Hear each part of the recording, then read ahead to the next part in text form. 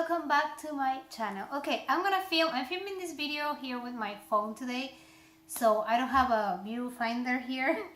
So this is gonna be I'm gonna try to make it quick. I can't promise because you know how I am, but okay, I wanted to make this video, guys. Basically, my update for this week is gonna be mostly about the test results from my glucose test that I had last week.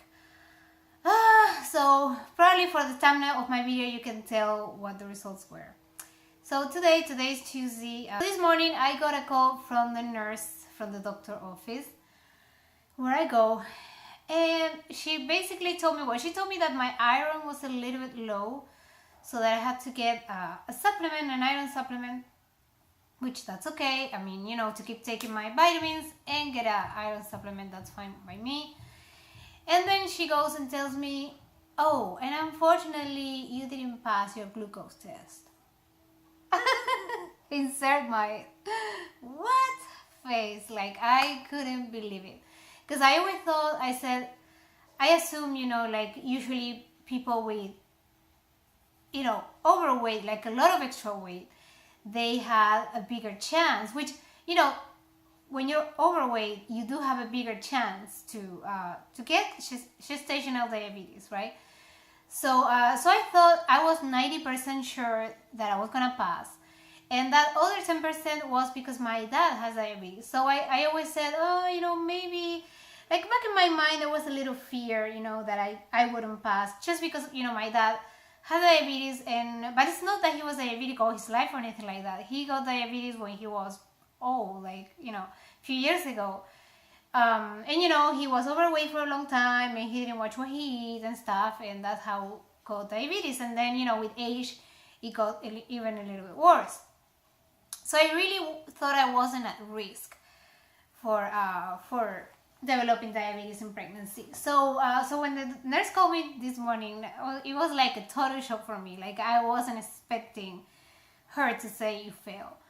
So, and I thought, you know, at first I thought, oh, she's gonna make me do the 3-hour one. No, when the doctors do, that's why they do the 2-hour test. And if you fail that one, like I did, they go straight to making changes in your diet. And if that doesn't work, then I would have to inject insulin, which let's hope that the diet works, the diet is enough. You know, I do have to go to a class. At first I thought it was going to be at the same hospital when I'm going to deliver my baby, but somebody called me today and they said that I have to do it with my insurance, because it seems my insurance, they also have classes for, you know, about diabetes and, you know, what changes to make in your diet and all that. So I'm going to have to do it with them. So tomorrow I'm going to call my doctor and just tell them what this lady told me. She said she was going to call them anyways, but anyways, I mean, I don't want to really talk about that much, but so yeah, so the thing is I'm gonna have to make changes on my diet, which I can already, you know, tell what they're gonna be, mostly like, you know, no more ice cream, no more strawberry cheesecake that I like so much, no more chocolate, no more sweets, you know, that stuff is gonna have to be out. What I'm gonna do also, after I go to that class, I'm gonna make a video probably talking about, you know, the advice they gave me, the tips and all that. So if somebody's going through, you know, gestational diabetes, I'm sure that video is gonna be pretty helpful for you guys. So yeah, it's more common than what I thought as well. I mean, I thought it wasn't that common, but today, you know, I have my OB app on the phone, and I just ask a question in the community, say, hey, so was diet enough, or you had to get insulin, you know? And I started getting a bunch of notifications, like a lot of women that they either had diabetes right now or they had it in the past before. So it's way more common than what I thought. And yeah, it took me by surprise again. But you know, I mean, my first reaction was to freak out. I suffer from anxiety sometimes. I used to suffer from big time anxiety when I used to go to the dentist, and now I got over that because, you know, I know that stress is not good for the baby. So the last time I went to the dentist, I was completely fine. Like, I was relaxed. I was just laying there. I didn't even need music to listen to music, you know, when she was doing my cleaning. It was just great. And now it's like that anxiety, you know. But again, when you have anxiety, you know, maybe you lose it for something and then it comes back in some other way, some other situation kind of triggers your anxiety up. So that's what happened to me this morning. Like I was supposed to revise to study for my test, for my citizenship test that is Monday, by the way.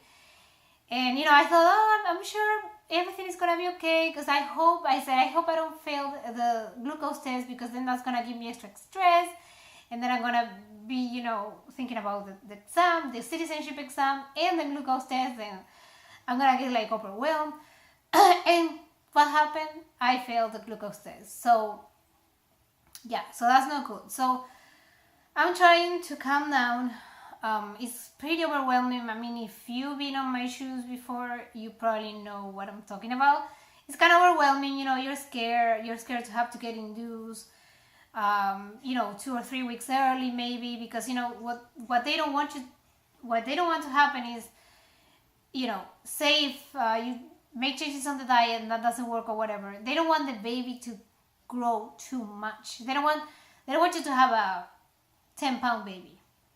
Basically, that's the thing. So most likely we'll see what the doctor says next week. When I go with her, I'm gonna write down all the questions that I have for her, and she's gonna explain to me how things are gonna go from now on.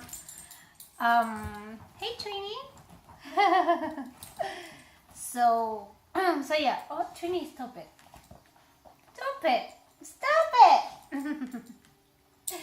Sorry guys. Hey, you cannot be on the video. You can be, but I mean not right in front of the camera. So yeah, so we'll see now. Like I said, on the 25th I have my next doctor appointment, and I'm gonna write down all the questions that I have for her, and I'm sure she's gonna give me some heads up of like what to expect and what to do, and this and that. And I'm gonna try to not freak out. Like I said, sometimes it happens that if you make changes on the diet and they do ultrasounds weekly on the last month, let's say last month, or like after 3-4 weeks or so, and the baby, if the baby's growing too much, they might have to induce me like a couple weeks before my due date. But that doesn't happen every time. I mean, it could happen that the diet works, everything goes fine, the baby's the size it should be, and everything is fine, and so I don't have to get induced. Now, they're not gonna let me go probably past my due date. Like they're not gonna let me go to 41 weeks when you have gestational diabetes. That's something that I heard, and we'll see what my doctor says. Again, every doctor is different, and they have their opinions. I mean, I'm gonna trust them, hopefully, and everything was gonna be okay. So yeah guys, so I wish I had good news about my glucose test, but that is not the case, unfortunately. I'm pretty shocked again, and I wanted to cry this morning. I wanted to cry when the nurse called me. I was like, it's like I freak out, it's just, I don't know, I freak out like, oh my gosh, like. But in the other hand, I'm also happy that I'm glad that they caught it on time. They caught it now at 27 weeks. I'm on 27 weeks today, by the way. This is probably going to say 26 weeks, but I'm 27 weeks today. So I'm glad, they caught it now, and I can make the changes on my diet that I have to make, and not know about it, and just keep going and keep eating the way I was eating, and then, gain 50 pounds, and the baby have a 10-pound baby. You know what I mean? So it's something that is very common, and thank goodness it can be controlled. It can be managed most times with the diet. Oh, and they're also gonna give me a glucometer. They told me, one of those things that you pinch your finger and you check your sugar levels. Yeah, so that's another thing. I'm gonna have to be pinching my fingers. I don't know how many times a day I'm gonna have to do that. I heard some ladies saying they have to do it 4 times a day. I hope I don't have to do it like that. She mentioned something like I'm gonna have to do it before every appointment or something. I mean, that's fine. We'll see. Like I said, we'll see. After I see my doctor, I'm gonna know better. I'm gonna have more information, and I'm gonna know what the plan is and how we're gonna, work with this. For now, what I'm doing is already changing my diet. For lunch today, I had like fish and spinach and some hummus. I mean, again, no no white bread, no pasta. I don't think I'm gonna have any. Like they said, like whole wheat bread was okay, in moderation, of course. They also said I need some carbs. It's not that I can cut all carbs altogether, because that's not good for me or the baby. So I need some carbs, you know what I mean? But I do have, but anything that is like, those empty calories, those, like candy, cakes and ice cream and all that, that has to be out. So yeah, so it's gonna be kind of like doing paleo diet, but I still can eat cheese and I can still eat like whole wheat bread, but not like sweet stuff. So yeah, anyways. Okay guys, so yeah, so sorry I'm wearing no makeup today for this video, and I'm not even gonna measure my belly today. I'm just I'm pretty shocked again, and I didn't feel like, doling up for the video or anything like that. So I hope this video was useful. Like I said, if you are going through what I'm going through, you're not alone. There are worse things than that, and hopefully, like I said, with a good diet, with a change on my diet, things are gonna work out fine. So okay guys, so thank you so much for watching. Don't forget to subscribe to watch more pregnancy videos. I do have a beauty video coming tomorrow, and I'm gonna try to have some video on Friday. Okay, so I will see you guys very soon, and thank you so much. Bye.